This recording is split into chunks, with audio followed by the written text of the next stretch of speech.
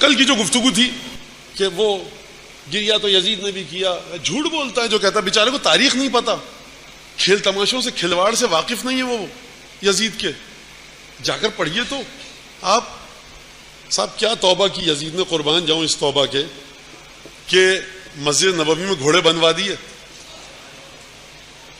خانہ کعبہ پہ منجنیقوں سے حملہ کروا دیا، اہل بیت کو کتنے آرام دہ قید خانے میں رکھا سرکار، کوئی پیدا ہو جائے گا کوئی دیوانہ کہ بڑا احترام اور اکرام سے لے کے گیا سرکار۔ یہ حکام کی حاکموں کی عادت ہوتی ہے کہ جب وہ ایک چیز کو اپنے خلاف جاتا ہوا دیکھیں، عبید اللہ ابن زیاد کا انتخاب ہی اسی بنیاد پر کیا گیا تھا کہ بڑا ظالم اور درست خو انسان ہے، روح رعایت نہیں کرے گا۔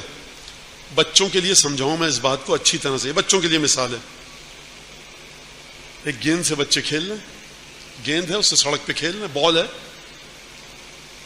نہیں پتا کس کی بال ہے، سڑک پہ پڑی ہوئی میری اٹھا لی، اچھی خوبصورت گیند ہے، بچے سنیں اس مثال کو۔ شام کو گھر جانے کا وقت آیا، کون لایا تھا اپنے گھر سے گیند؟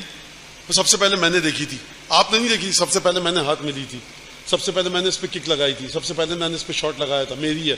وہ کہے گا نہیں میری ہے، یہ ہوگی بچوں میں بحث۔ اچانک پولیس والا آتا ہے، کہتا ہے گیند کس کی ہے؟ سب بچے ایک کہتا ہے ہماری ہے، ایک کہتا ہے ہماری ہے۔ کہتا ہے اصل میں مسئلہ یہ ہے کہ یہ جو گیند ہے نا، اس کے ذریعے قتل ہوا ہے، جو یہ گیند جس کی وہ تھانے چلے تو ایک بچہ دوسرے کو پھینک کے دے گا، وہ کہے گا میری تھوڑی تھی تمہاری تھی۔ یہ بدل کیوں گیا سلسلہ؟ تو سرکار آپ نے بھیجا عبید اللہ ابن زیاد کو کہ خذ بالتہمہ واقتل بالظنہ، جس پر الزام لگ جائے نا اس کو گرفتار کر لو، اور تمہارا گمان بھی ہو نا کہ یہ علی کا چاہنے والا حسین کے لیے کھڑا ہو جائے گا، اس کو قتل کر دو۔ یہ حکم دے کر بھیجا گیا۔ حکم کس نے دیا تھا؟ اسرا کو، قیدیوں کو ہمارے پاس بھیجو۔ آپ نے اگر قتل کا حکم نہیں دیا تھا، کس نے حکم دیا تھا کہ نوکے نیزہ پر لاؤ؟ کس نے حکم دیا تھا کہ باب الساعہ پہ کئی گھنٹے کھڑا رکھو؟ کس نے حکم دیا تھا کہ شہر کو سجاؤ؟ کس نے حکم دیا تھا دربار کی آرائش کرو؟ کس نے حکم دیا تھا رسن بستین قیدیوں کو لے کر آؤ؟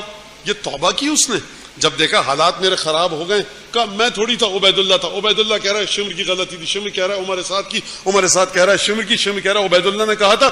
یعنی قتل ہو گیا، 30-35 ہزار لوگ شامل ہیں، لیکن قاتل نہیں مل رہا۔ اس سے بڑھ کر عجیب بات میں نے دنیا میں نہیں دیکھی آج تک۔ تو سرکار یہ کوئی اس میں اچھمبے کی بات نہیں ہے، یہ رسالت پر ایمان کا ٹیسٹ تھا۔ وہی کامیاب ہوا جو حسین کو مظلوم مانے اور یزید کے ساتھیوں کو ظالم مانے۔